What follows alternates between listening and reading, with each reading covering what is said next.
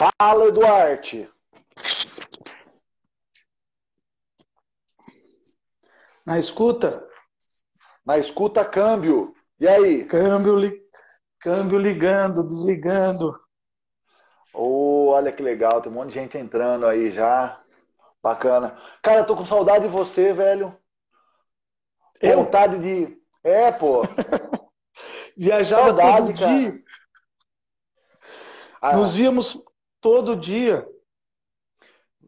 cara. Quanto tempo, né, Eduardo? Viagens, Quanto tempo? almoços, casa em Rio Preto. É isso aí. Pois é.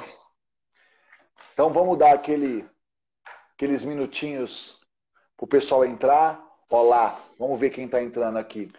Ó, eu tô vendo a Isabela, Isabela, Don Dom Quixote, Don Quixote. Quixote. Puta, que prazer, Don Quixote na nossa live, galera. Júlia Juliana. Dunes. Isso, Júlia. isso aí mesmo. Ó, Carlos, ou Carlão, Carlos Casale, pra você ter uma dúvida, porque. Olha, a Porca Rosa não vai ficar longe, não. Silmara. Gente, todo mundo bem-vindo. Já vamos começar, tá? Só dando aqueles ajustes, esperando dar 5 horas pra gente já iniciar. Também podemos começar um pouquinho antes também, né? Nada impede. Paula Cravo. Olá.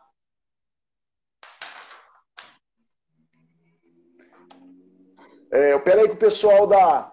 Estamos só esperando o pessoal da Globo News, porque a gente vai entrar 5 horas no Jornal da Globo News, só guardando um pouquinho aí, viu, gente? Só mandar o pessoal da Globo News entrar aqui que vai dar tudo certo. E o Palmeiras, hein, Eduardo? Saudade, hein, meu amigo? Cara, não consigo mais. O Palmeiras não perde mais, velho.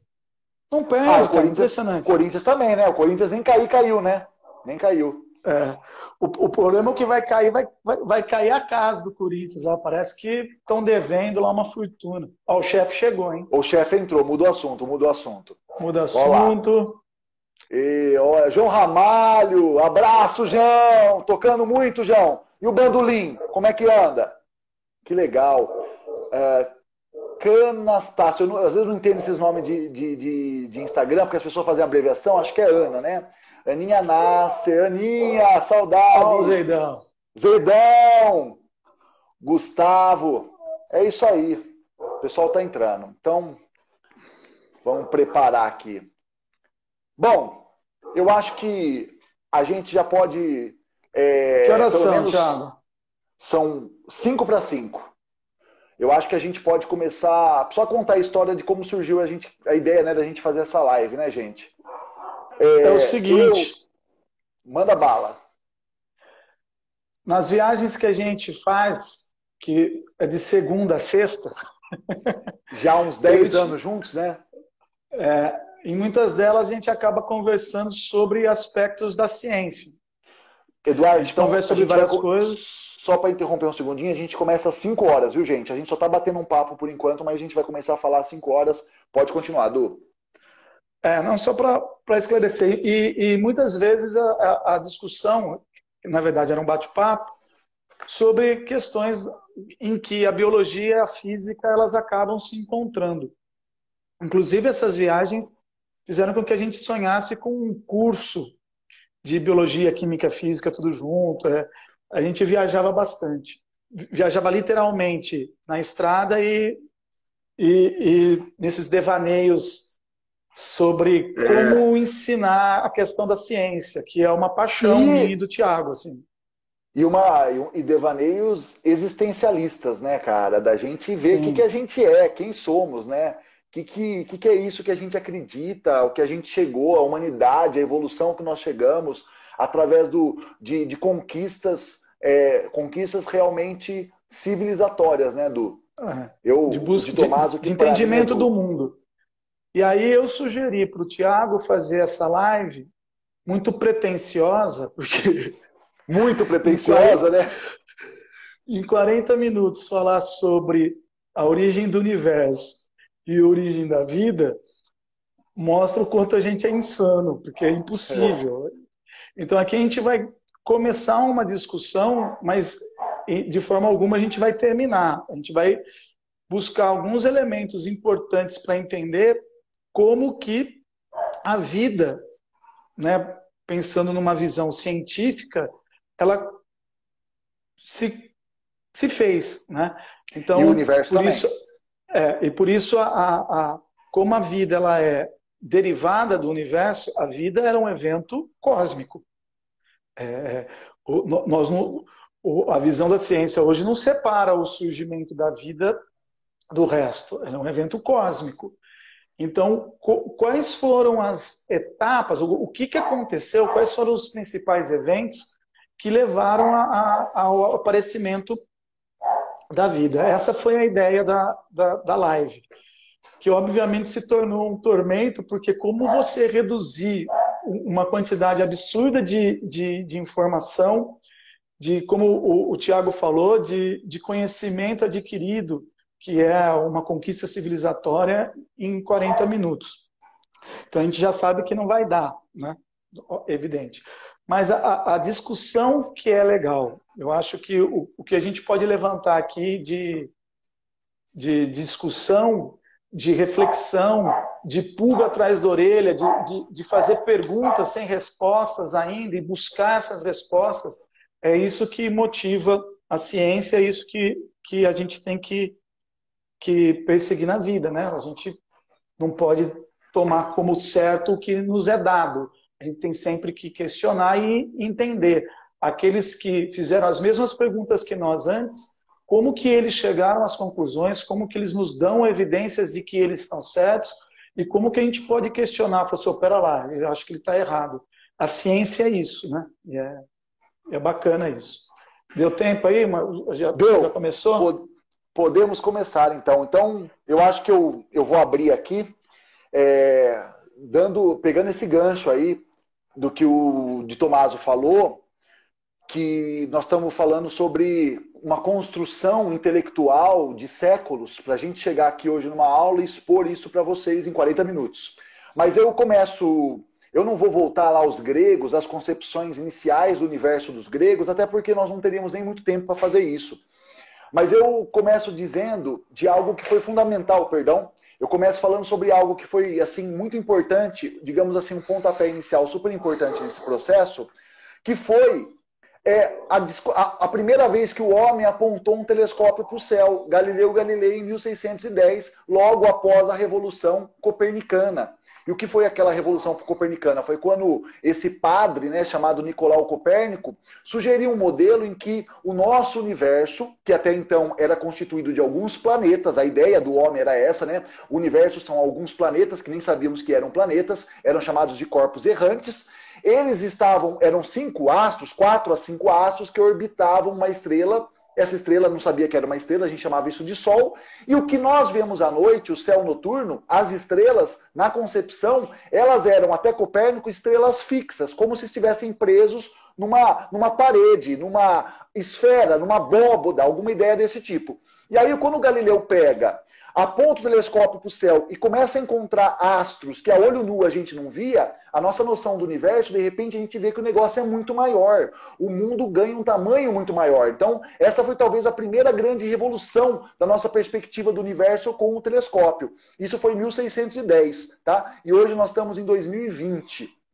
Muita coisa mudou. Então, para a gente contar um pouco dessa história, eu já vou recorrer ao século XX. Nós estamos aqui no começo do século XX e a gente sabe que houve uma grande revolução científica no século XX, que foi o surgimento da física moderna, que ela tem 2 pilares, a teoria quântica e a teoria da gravitação nova, que é a teoria de Einstein, a relatividade geral.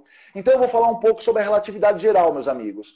Albert Einstein, ele cria em 1915 uma teoria chamada teoria da relatividade geral. Essa teoria, ela vem para completar uma teoria do próprio Einstein de 1905, chamada teoria da relatividade restrita, na qual ele pela primeira vez inclui a gravidade. Então, veja bem, quando Einstein cria uma teoria de gravitação, ele consegue pela primeira vez explicar a gravidade não mais com as ideias de Newton, mas com as ideias de que o espaço, aquela ideia famosa do Einstein de que o espaço e o tempo é uma coisa só e que matéria pode curvar o espaço, matéria pode alterar o tempo, tá? O que acontece? Acontece que o Einstein cria a sua teoria, a lei da gravitação nova, que chamamos de lei da gravitação universal. E nessa nova teoria, alguns matemáticos, alguns físicos podem ter material para trabalhar em cima dela. Essa teoria, a princípio, ela é comprovada experimentalmente através de uma observação que ocorre em 1919, inclusive aqui no Brasil, na cidade de Sobral. Em Sobral, na verificação de um eclipse que ocorreu em Sobral, não vem ao caso a gente entender agora o que aconteceu em Sobral, mas é interessante dizer que o eclipse que foi eclipse solar total que ocorreu na cidade de Sobral permitiu confirmar a ideia de Einstein de que a luz ela pode ser curvada pelo espaço. Então é a primeira vez na história que assim, olha, essa coisa maluca que o Einstein diz, que gravidade na verdade é uma curvatura do espaço, realmente aconteceu. 1919. E aí o Einstein se torna uma celebridade, e aí a própria comunidade científica começa a dar mais valor para essas ideias. E aí tem dois caras, para citar dois caras importantes, um chamado Friedman, o Friedman, se não me engano, ele era russo, e um outro, que é um belga, um padre, chamado Lemaitre. Mas cuidado, ele era um padre, mas ele era um astrofísico. Ele era da Universidade do Vaticano, galera. Então ele estudava astrofísica, porém dentro da Universidade do Vaticano. Esses dois caras, chamados Lemaitre e Friedman, resolvem pegar a teoria do Einstein, a equação dele chamada equação cosmológica, e resolver ela para a hipótese do universo. E eles chegam à conclusão de que o universo pode ter três formas. O universo ele pode se desenvolver de três maneiras. O que é importante dizer, dessas três maneiras, que os três resultados que eles chegam, os três resultados dizem que o universo em algum momento passa por um momento de expansão. Nas três maneiras, nas três soluções de Friedman e Lemaitre, o universo teria que estar em expansão. Numa das maneiras, ele expandiria e comprimia. Na outra maneira, ele expandiria cada vez mais lento. E na terceira forma, ele expandiria, mas ficando cada vez mais rápido. O importante é, nas três formas, o universo estaria se expandindo. O Einstein, que era o pai da criança, não gosta dessa ideia. O Einstein é muito influenciado pelas ideias de Newton nesse aspecto. Ele achava que o universo deveria ser um universo estático. Ele não deveria ser um universo que aumentasse ou diminuísse de tamanho. E o Einstein ele dá um migué na sua equação cosmológica. Ele acrescenta um termo na equação, que nós chamamos depois de constante cosmológica, que é um termo chamado de termo ad hoc. Ele põe a mão ali na equação, ele dá um jeitinho, um migué, para manter, que se aquele termo existe, o universo seria estável. Ele não estaria nem expandindo nem contraindo. Então, mesmo com esses caras falando que as equações do Einstein levariam o universo a uma expansão, o Einstein fala assim, não, isso não tem sentido, o universo expandir. E aí entra um cara fantástico na história, que eu tenho muita admiração, um americano, chamado Edwin Hubble. Ele mesmo, Hubble, de homenagem ao grande, que deu origem, inclusive, ao grande telescópio espacial Hubble, tá, gente? O que fez esse Hubble? Ele era um astrônomo, ele era um físico de observação, ele era um astrônomo. Ele vai até o Monte Wilson, de maneira bem sucinta. Monte Wilson, nos Estados Unidos, é onde tinha um dos melhores telescópios do mundo. E ele resolve tirar fotografias de algumas regiões do espaço, galera, que são chamadas de nebulosas. O que é isso? É uma região que ninguém sabia ao certo se eram aglomerados de estrelas, se eram nuvens de gás, eram chamadas de nebulosas, simplesmente tinham esse nome. E ele acaba tirando uma fotografia de uma das nebulosas, e essa fotografia ela é tão complexa, ele leva alguns dias para tirar essa fotografia, tá? Porque, galera, vocês têm que pensar uma coisa super importante. Uma coisa super importante. Quando você vai tirar uma fotografia, eu vou falar uma coisa para todo mundo aí. Quando vocês veem uma lua bonita à noite, quem foi meu aluno já ouviu esse exemplo? Quando você vê uma lua bonita à noite, você vai tirar uma foto, a foto sai uma porcaria. A lua tá linda. Por quê? Porque para você tirar uma foto, você precisa que muita luz entre no seu sensor. E o tempo que você tira uma foto ali é muito curto, não dá tempo de entrar luz suficiente. Então a foto fica ruim. Uma maneira de você tirar uma foto bonita da lua é você colocar a sua câmera num tripé, abrir o expositor dela para que a luz entre por um bom tempo e aí depois você fecha. Por que no tripé? Para não tremer. Então, se você pegar, apontar para a lua, abrir o expositor, deixar a luz entrar por um certo tempo, vai entrar a luz suficiente e você vai tirar uma foto bonita. Imagina que o Hubble foi tirar foto, não é da Lua, ele foi tirar foto de um negócio que nós nem vemos a olho nu, que tem pouquíssima luz. Ele levou mais ou menos 3 noites para tirar essa foto. Imagine, e a dificuldade de você tirar uma foto à noite onde o planeta gira. Então você tem que ficar regulando o telescópio. Resumo da ópera. O nosso querido Hubble, após algum tempo, ele revela essa imagem e o que ele vê a primeira imagem que nós temos de uma galáxia. Pela primeira vez a gente enxerga uma galáxia. E detalhe, eu não falei disso, mas até esse momento nós achávamos que o universo... lembra, até Galileu a gente achava que o universo era essa coisinha pequena de 5 planetas. Quando o Galileu aponta os telescópios para o céu, a gente começa a achar que o telescópio, que o universo, me perdoem, ele fosse a nossa galáxia. Na hora que o Hubble descobre outra galáxia, é a primeira vez que a gente percebe que o nosso universo é o dobro do tamanho que ele tem. E aí o Hubble, ele divulga esses dados. Ele começa, achei uma galáxia, ou seja, tem toda uma discussão dentro da física, porque alguns físicos não acreditavam que poderiam existir outras galáxias. A gente chamava isso de universos ilhas. E aí a gente encontra o primeiro universo ilha, a primeira vez que a gente encontra uma galáxia além da nossa. E daí? E daí que outros astrônomos começam a fazer a mesma coisa que o Hubble. Começam a apontar para nebulosas e tirar fotos de novas galáxias. E começam, achei mais uma. Achei mais uma. E de repente começa o quê? A brotar galáxia atrás de galáxia. Muita galáxia surgindo. Pode falar. Que ano que era isso? Isso foi mais ou menos final da década de 20, começo da década de 30. O trabalho do Hubble ele começou em 29, esse trabalho. Ou seja, de uma hora para outra a gente sai de um lugar limitado que era a galáxia para um lugar que aparentemente não tem fim. Ou pelo menos a gente dobrou, triplicou, quadruplicou. A gente começa a perceber que o universo vai aumentando cada vez mais. E aí o que é interessante? Aqui vem o grande pulo do gato do Hubble. O Hubble não foi só esse cara que primeiro cara a detectar uma galáxia. A galáxia que ele encontrou, inclusive, foi Andrômeda. Não foi o primeiro cara a isso. O que o Hubble fez foi começar a analisar a luz que vinha dessas galáxias. Ele fez uma análise de luz emitida por essas galáxias. E aí, o que ele percebeu? Que essas galáxias elas tinham um desvio de luz para a cor vermelha.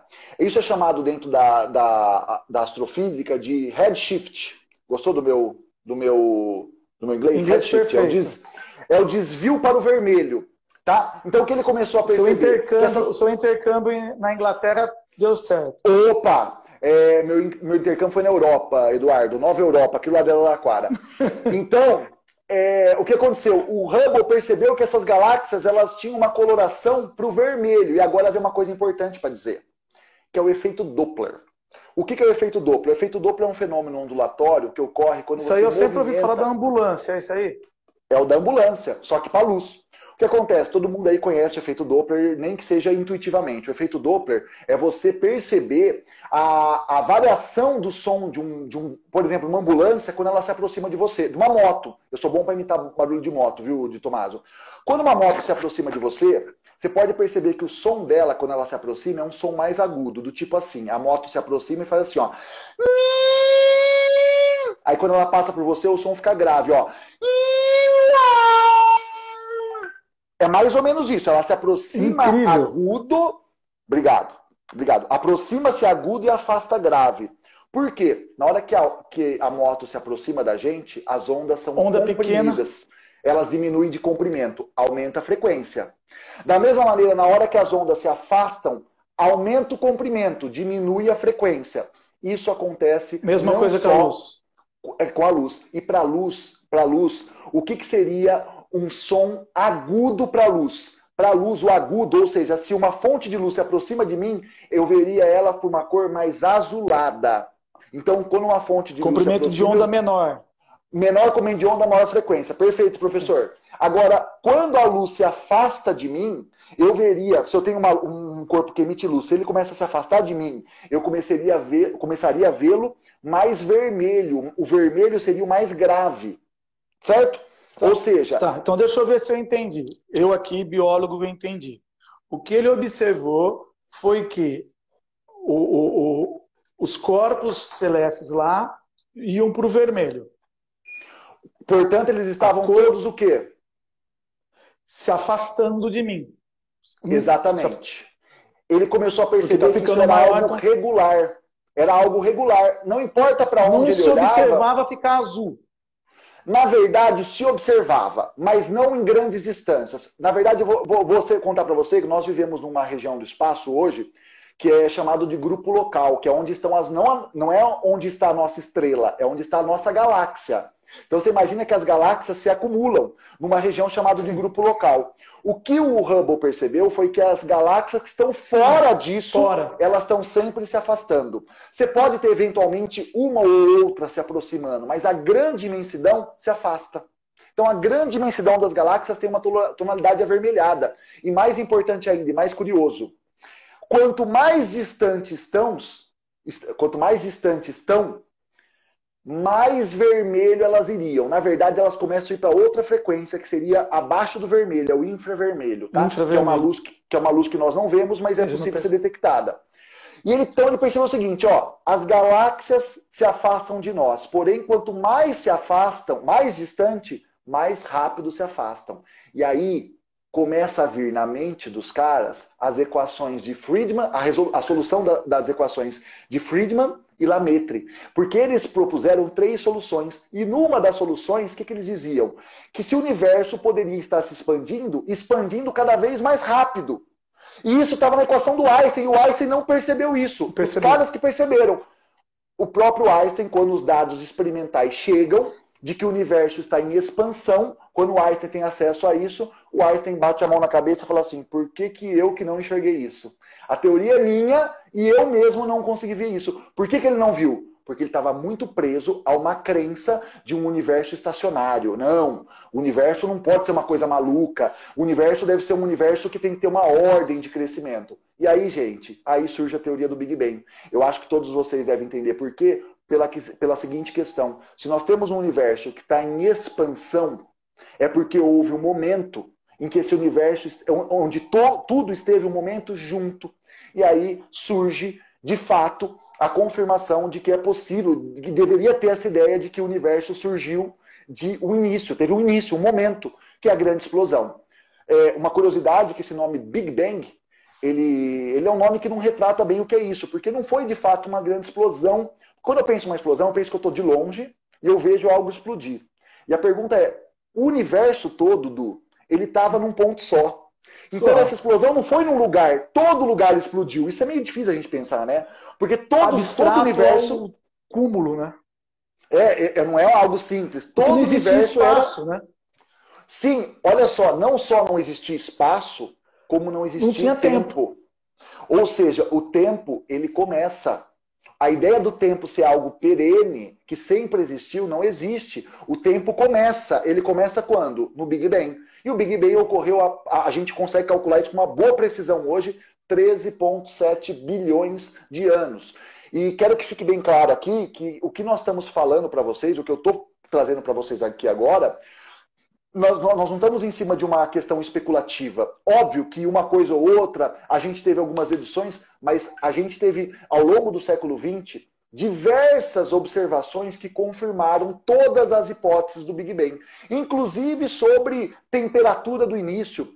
E aí, para poder passar a tocha para você, dizer que quando houve esse Big Bang, você imagina que todo o universo que existe hoje, ele estava concentrado numa região menor do que uma cabeça de alfinete.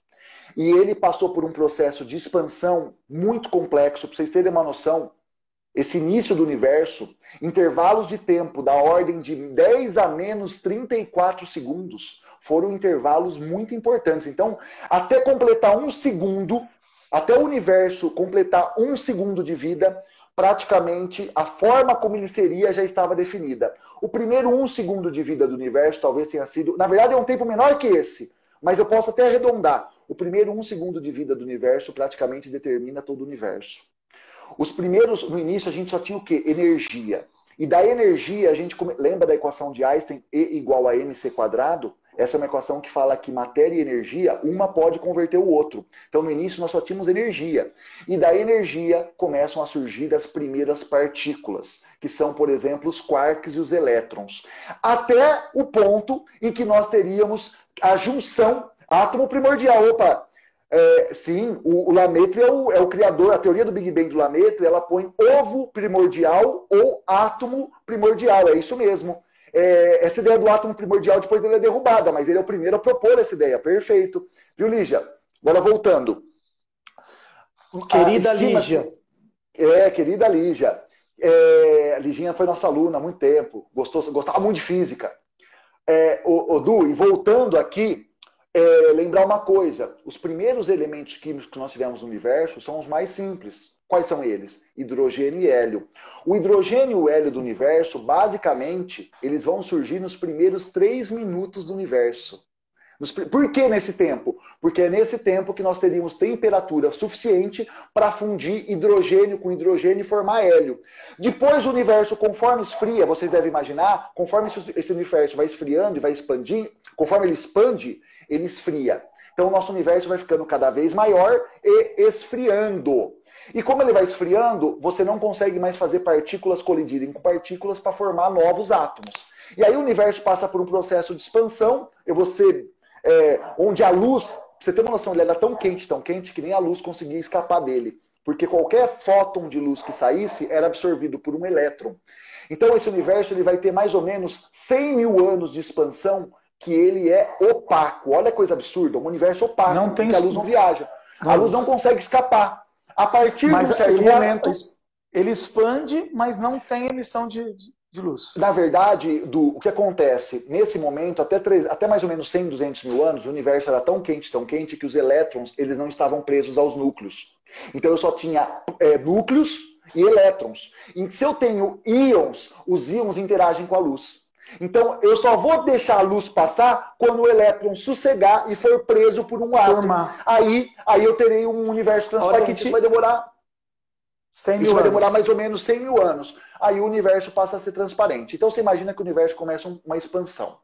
É gás, hidrogênio para tudo que é lado. O que acontece? Vai passando, ele vai expandindo, esfriando, e começam a surgir pedaços do universo com distribuições não iguais de matéria. Olha que coisa maluca. Você pensa que essa explosão, essa diversidade de matéria, ela vai ser uniforme. E a gente descobriu que se fosse uniforme, o universo não poderia ter se formado. Olha o absurdo. Nós temos uma não uniformidade de 1 para 100 mil. De cada 100 mil pedaços do espaço, 1 não era uniforme. Essa pequena uniformidade fez surgir aglomerações de nuvens gasosas. Essas nuvens gasosas, você deu muito tempo para elas. Se você der muito tempo, elas vão começar a esfriar. Só para aí. Só para eu entender. Se fosse totalmente uniforme, nós não teríamos a formação, por exemplo, de estrelas. Não do universo que a gente tem hoje. Possivelmente esse universo não seria. Nós não ia ser, porque você não teria essa acumulação de partículas ali. Ou seja, o universo no início não era de perfeita simetria. Ele não era um universo perfeitamente simétrico. Ou seja, olha só, nós dependemos de uma assimetria para a nossa existência.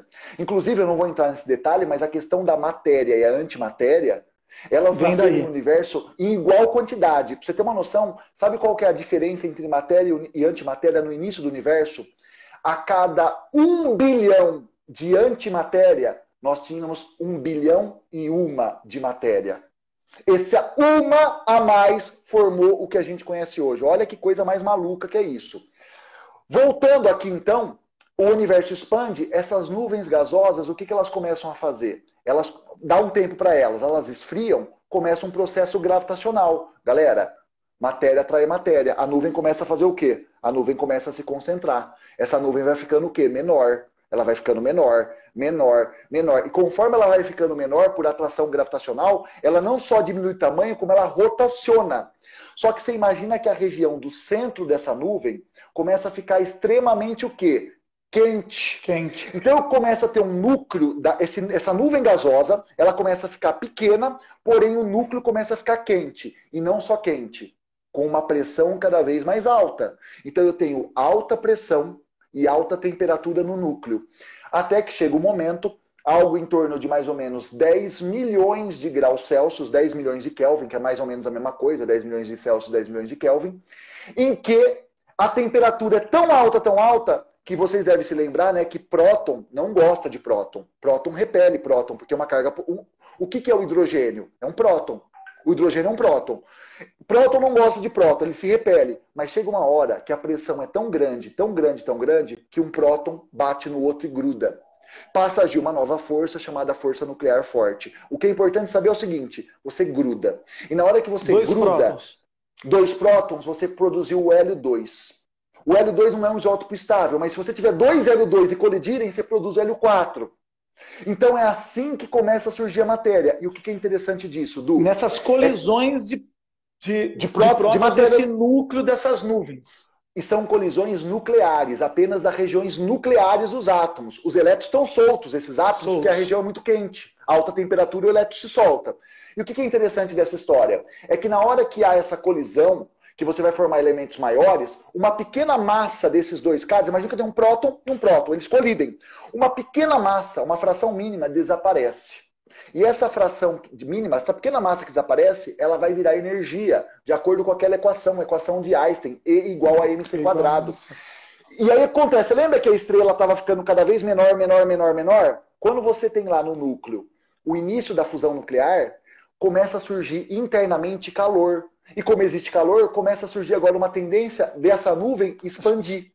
Então existe uma disputa. A gravidade, o que a gravidade quer? A gravidade quer diminuir o tamanho da nuvem. Só que a fusão nuclear quer que a nuvem cresça. Então a vida de uma estrela é uma constante luta entre a gravidade que quer colapsar a estrela e a fusão nuclear que quer que a estrela exploda. E é isso que faz surgir os elementos químicos do universo. Galera, todos os elementos químicos que eu tenho, que vocês têm, nós somos feitos de elementos químicos, todos os elementos químicos do universo foram produzidos dentro de estrela, com exceção de hidrogênio e hélio. E hélio alguns hélios são lá da nucleossíntese do início, e o hidrogênio não. O hidrogênio ele surge no Big Bang, mas o carbono... Todo hidrogênio que tem hoje veio do Big Bang.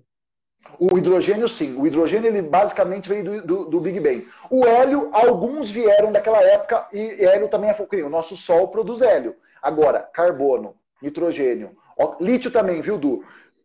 Hidrogênio, hélio e um pouquinho de lítio foi feito lá atrás. Agora, carbono, nitrogênio, oxigênio, enxofre, ferro, tudo isso foi produzido no interior de estrelas. Só para vocês terem uma noção, nossa estrela, o Sol, tem 5 bilhões de anos. A nossa estrela é uma estrela pequena, é uma estrela média. Ela é uma estrela média, super comum no universo.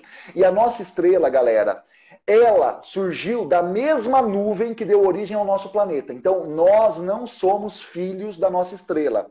O meu átomo não veio da fornalha da nossa estrela. Possivelmente, a nossa estrela ela é resultado de uma outra estrela que explodiu e deu origem à nossa estrela. Então, porque nós já temos elementos pesados aqui. O que é importante saber? Olha que coisa mais fantástica. Nossa estrela tem mais ou menos 5 bilhões de anos. O sistema solar tem mais ou menos 5 bilhões de anos. Isso significa que todos os átomos que eu tenho no meu corpo, no seu corpo, no corpo de todo mundo que está vendo, nesse celular que eu estou falando, todos os átomos vieram do núcleo de uma estrela. Ou seja, eu tenho 39 anos. Estou quase fazendo 40 anos agora. Eu posso ter 39 anos, mas a minha carcaça, ela tem bilhões de anos. É um aglutinado de matéria que eu não sei como se juntou para formar uma forma de vida inteligente e que reflete sobre a própria existência. Olha que coisa mais filosófica, para não falar, no mínimo, né? No mínimo filosófica. O homem é esse bicho que ele é um aglomerado de matéria que foi produzido há bilhões de anos no núcleo de uma estrela e a gente toma consciência e analisa aqui quem somos nós, da onde viemos e para onde a gente vai, né? Então, eu acho que isso mais ou menos encerraria um pouco do que eu queria falar nesse começo. Ô, Tiago, para sustentar o que eu vou falar, estrelas que são muito maiores, elas vão liberar muito mais energia e talvez um planeta à mesma distância que a Terra estaria numa temperatura muito maior. Ou seja, o tamanho da estrela importa para ter uma temperatura X chegando num determinado planeta? Possivelmente, porque na distância que nós estamos do Sol, uma estrela muito maior seria um grande problema. Agora tem um problema. tem outro problema aí. Estrelas muito maiores, elas são instáveis. E elas podem durar milhões de anos. Milhões de anos é muito pouco. É muito milhões pouco. Milhões de anos dá para surgir vida como nós? Não dá. Então, porque uma das discussões da astrobiologia, a astrobiologia é justamente a ciência que tenta explicar como que a vida surge em planetas, não necessariamente na Terra.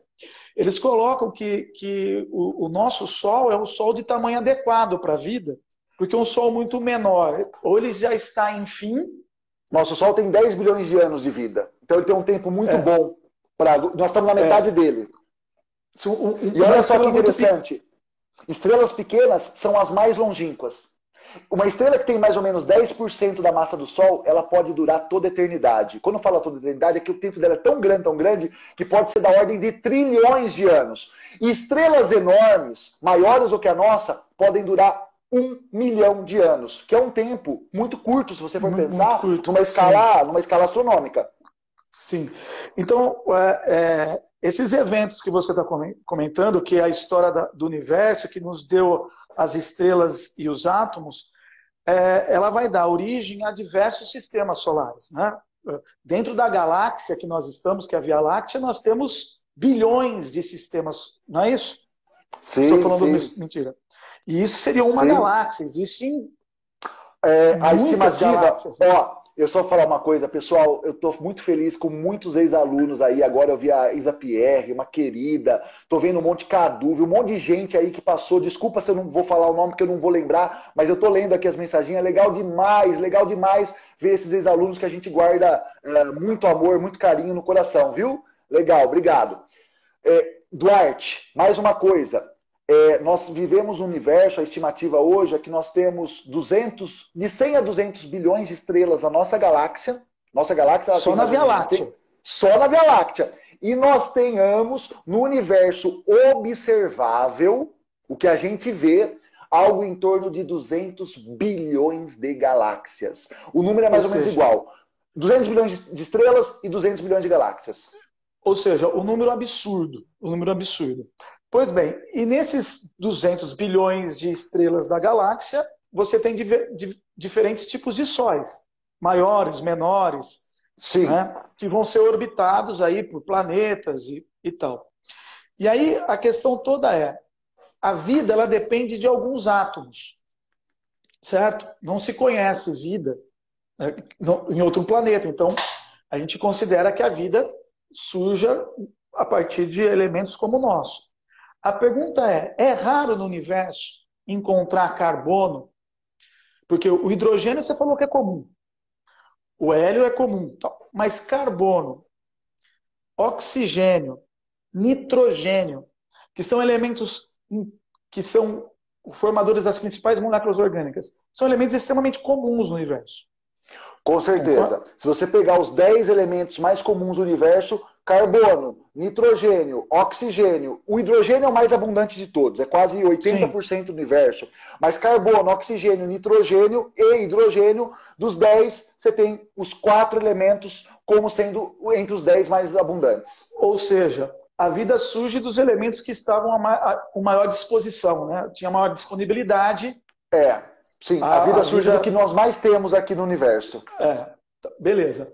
Só que a vida depende de vários outros fatores. E aí, obviamente eu tenho uma limitação na sua área física, né? Mas eu sou fuçado. E eu tenho uma grande na sua área também, eu tenho muita limitação. Como a vida é um evento cósmico, ele depende de algumas situações que a Terra tem e que, fazendo uma análise sobre isso no universo, é extremamente raro. Então, porque é o seguinte, carbono, nitrogênio, hidrogênio, oxigênio é comum. Então, então Marte vai ter, luas de Júpiter vai ter, sei lá, diferentes planetas ao redor de diferentes sistemas solares vai ter. Só que em todos os planetas, sistemas solares, você vai ter. Por que a vida surgiu na Terra? Uma das questões que se levanta, eu gostaria de verificar se tem sentido, é que um planeta muito pequeno, a gravidade seria pequena e dificilmente teria atmosfera. E a atmosfera é essencial porque a vida começa com as reações entre os átomos gasosos, os elementos mais gasosos. Né? A vida não é com ferro, né? Não é com a rocha. Né? Sim. Planetas muito grandes, além de questões de gravidade e tal, eles tendem a ser gasosos, eles não conseguem ter água líquida. Então a Terra ela tem uma distância do Sol que permite que a temperatura seja tal que a água seja líquida. Mas é além disso, porque só a temperatura não explica. Tem que ter gravidade, tem que ter atmosfera para ter pressão sobre a água, precisa ter campo magnético, ou seja, existe um conjunto de elementos que a Terra tem que torna esse evento um evento muito mais raro. O evento Com Terra, certeza. enquanto toda a história da Terra. E aí tem algumas coisas interessantes que é legal entender. Quando a Terra estava em formação, né, que eram várias... É sempre comum falar poeira cósmica, né? Então estava lá, estavam se aglutinando por conta da gravidade. Você tinha uma matéria muito pesada, como você estava dizendo, que se condensando com o núcleo ficou muito quente, começou a ter o magma, girando começa a ter um campo magnético. Falei besteira ou não? Sim, não, tá certo. Então, essa questão do campo magnético surge dessas interações. Porém, uma coisa que é interessante é que o eixo da Terra, ele não é certinho, ele tem uma inclinação. E essa inclinação ela é derivada do impacto, uma porrada. Na verdade, deve ter tido muita porrada, né? Sim. Só uma comentário aqui, o nosso grande irmão Rafa Jesus, agora que eu vi aqui, falando que você está entrevistando o Samuel Rosa, cara. Pô, Rafa, tô deixando o cabelo crescer, cara, para mudar aqui, pô. Abraço, Rafa. Eu acho que eu vi a Carla também, colegas nossos aí, professores. Grande abraço para todo mundo. Onde eu tava?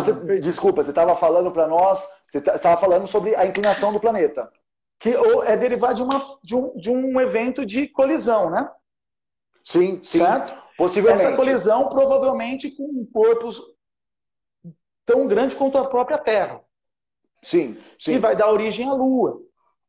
Sim. Esse evento, essa porrada gerou duas coisas. A inclinação, que faz a gente ter um giro que não é perfeitamente... O giro não é... se você pensar que a Terra gira, ela gira em relação a um plano, em relação ao Sol. O eixo de rotação da Terra, ele não é perpendicular ao eixo. Ele é inclinado em relação... Se o Sol está aqui, isso seria uma rotação perpendicular. O eixo de rotação da Terra não é perpendicular a esse plano aí. Ele não é... E aí gera... Rafa, a palavra aí não é perpendicular ao plano, né? Outro nome, como que eu diria que é... Esqueci o nome disso aqui, como seria... O eixo da Terra não é... Esqueci o nome. Bom, enfim, daqui a pouco o Rafa me ajuda aí. Pois bem, mas... E isso gerou a inclinação do planeta.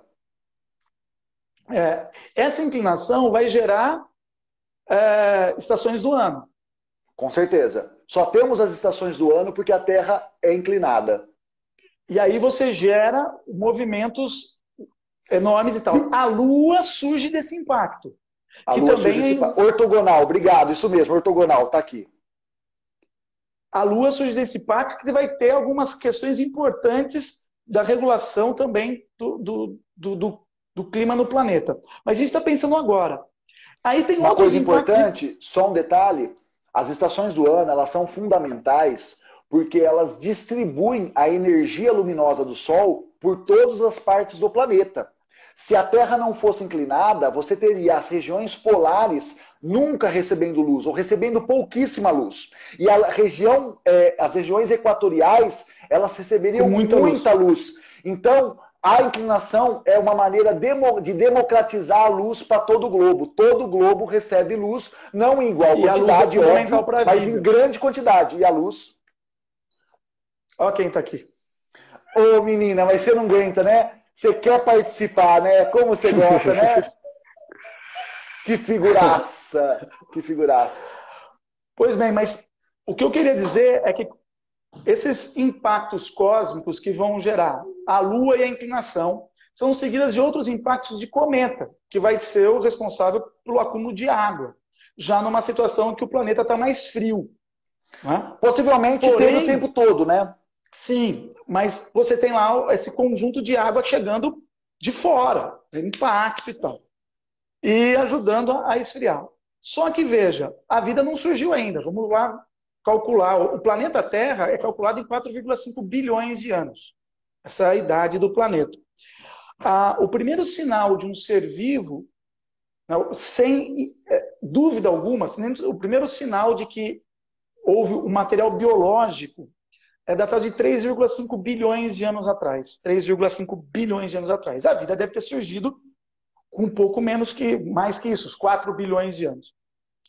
Mas a gente tem que imaginar que as condições dessa Terra no início eram muito diferentes da atual e elas eram extremamente hostis.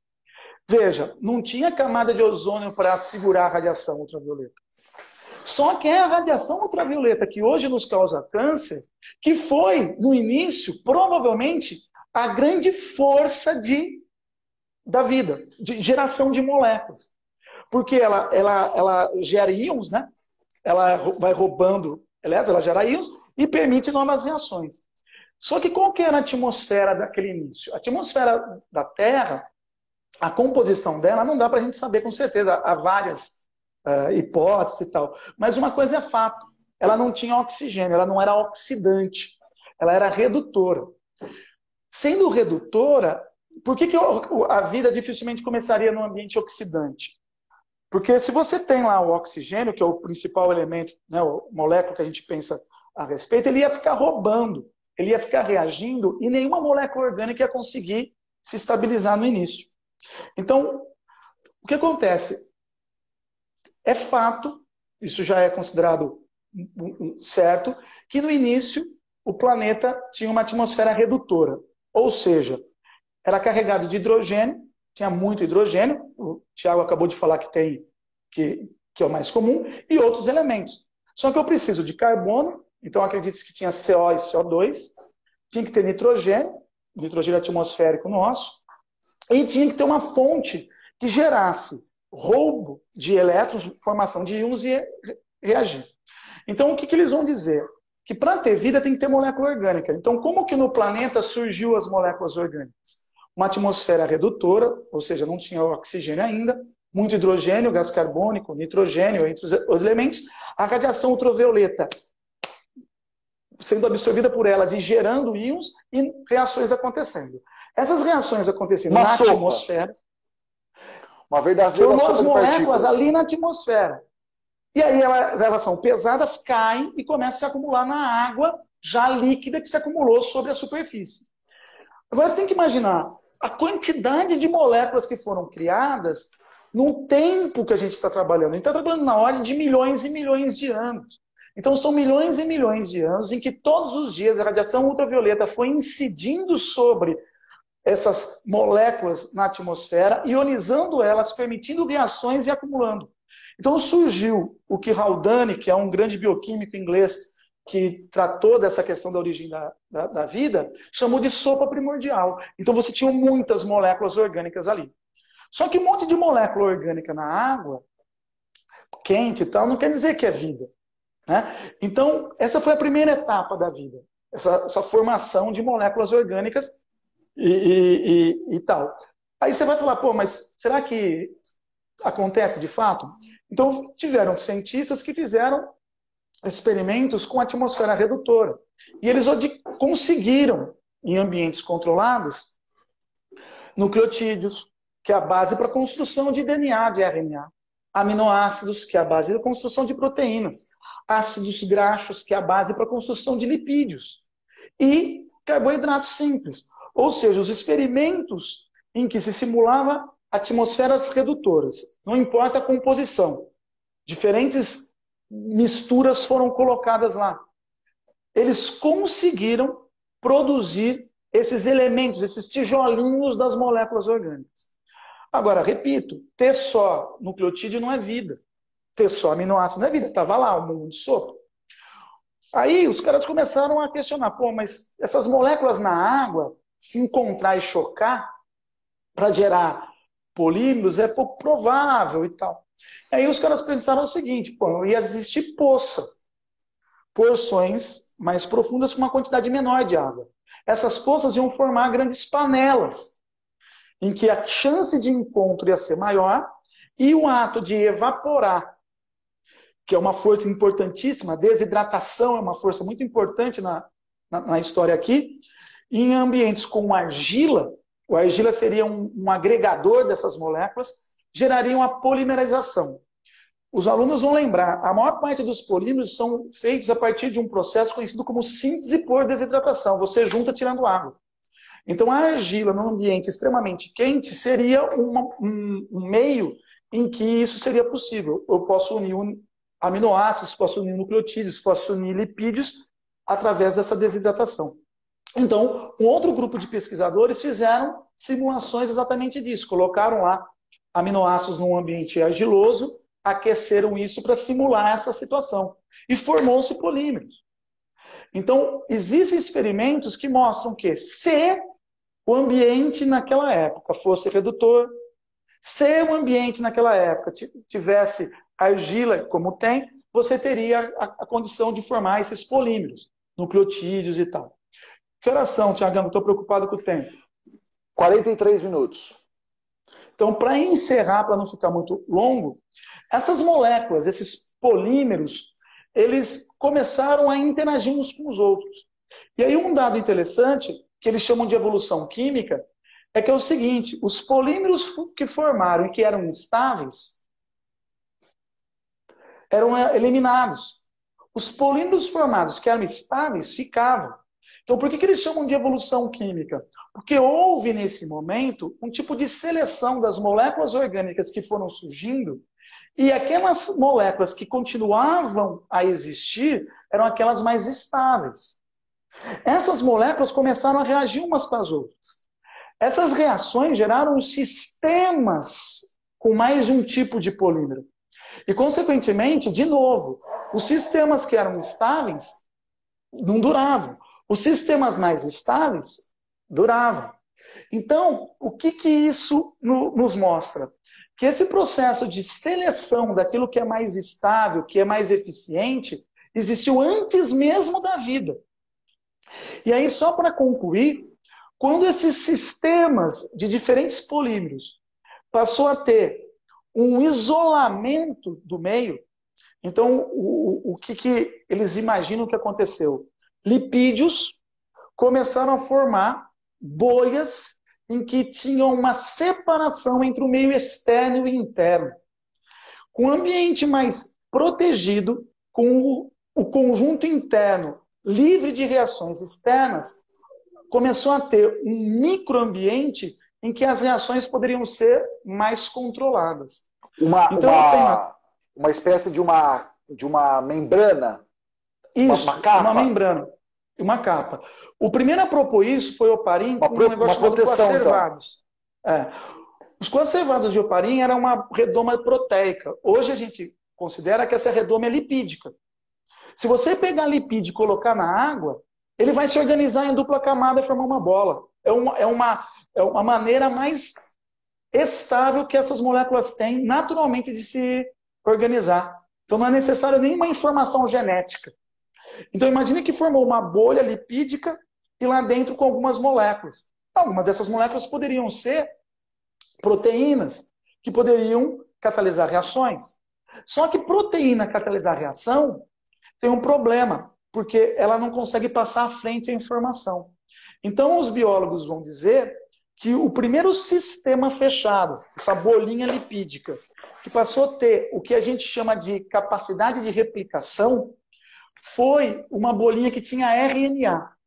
Porque o RNA tem uma dupla função. Isso é legal. Existem moléculas de RNA que conseguem catalisar reações químicas e moléculas de RNA que conseguem criar moléculas idênticas a si mesmo.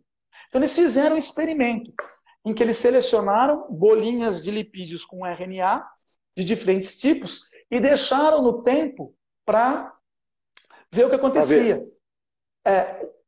O que sobreviveu? Quais foram as bolotinhas que aumentaram em quantidade? Aquelas que tinham um RNA que conseguia catalisar a própria reação. Então, se o cara conseguiu fazer um experimento no laboratório, nós tínhamos um experimento no inicial com milhões de anos para tentar acontecer isso. Então, e acontecendo em todos os lugares, com milhares de laboratórios, né? E basta ter funcionado uma vez. Um milhão de tentativas deu errado. Um deu certo, esse que deu certo se perpetua. Então, o legal é que você tem que observar esses eventos sempre assim. Pô, é muito improvável que ele ocorra. É improvável, mas nós temos muitas moléculas podendo interagir e muito tempo para que elas interajam. Então, se uma em bilhões de tentativas deu certo, essa continua existindo e se replicando e se replicando. Então, no início, os seres vivos provavelmente eram baseados em RNA e não em DNA. E aí acredita-se que depois a evolução deu origem às células procarióticas com DNA. Eu vou parar por aqui, porque vai chegar o nosso limite. A minha parte ficou mais condensada, eu tive que correr mais, mas eu acho que a ideia aqui era mostrar como que o evento inicial lá, há cerca de 14 bilhões de anos atrás, foi gerar um conjunto de eventos que vai culminar numa live do Instagram. Exatamente. Que é o momento mais alto da minha existência. Essa live agora, porque é o momento que eu existo e vivo. E só para te falar, nós estamos ao vivo no Globo News, viu? Nós estamos ao vivo no Globo News, só para te avisar. Estou sabendo. Então eu queria dizer aqui que, apesar de tudo, das dificuldades, a nossa existência, por qualquer ótica que se observe, religiosa ou não, ela é única, ela é milagrosa. Então, essa live tem um sentido pretensioso de mostrar que eu me emociono. Ele se emociona, gente. Eu conheço ele, ele sempre se emociona. É uma manteiga esse homem. E que nós conseguimos perceber que algo que aconteceu 14 bilhões de anos atrás vai dar origem à consciência. Nós somos conscientes de tudo isso. Sim. Nós temos a capacidade de perceber. Inanimada, né? Uma matéria inanimada que ganha consciência. E filosoficamente isso tem muitas coisas. É isso que é legal. Isso amplia a discussão para áreas que vão além. Que é o olhar o outro. Se eu sou um milagre e o outro também, se eu sou um evento que surge de tudo isso e o outro também, então o respeito ao outro, o entendimento da dificuldade do outro, então isso extrapola a questão biológica e física. Com certeza, com certeza. Ainda mais dias de hoje, né? Ainda mais nos dias de hoje. Então eu queria aqui me despedir a todos. Henrique Romero, grande abraço, irmão. O cara que mais me ajudou nesse negócio de mundo online. Cara, olha, muita gente legal aqui. Balduque, nossa ex-aluna. Ó, o Zeidão dando tchau. Ó, Zeidão, Zeidão, Lívia, Mandia, Bonini. O João tá aí? Eu não vi o João. O João passou. Grande João, Natália, meu irmão. Olha, um monte de gente. Bia, um monte de gente. Desculpa aí, Henrique. Quem não der para ver aqui, vocês me desculpam. Oi, Heleninha, coisa linda. Olha, muito legal. Eu quero também encerrar, só falando, Rodrigão.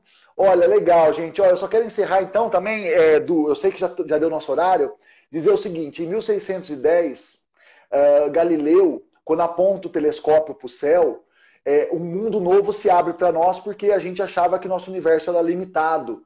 E aí, de repente, nossa, nós temos um campo todo de exploração, entender o que era o universo. E o homem, tadinho, achava que o universo seria...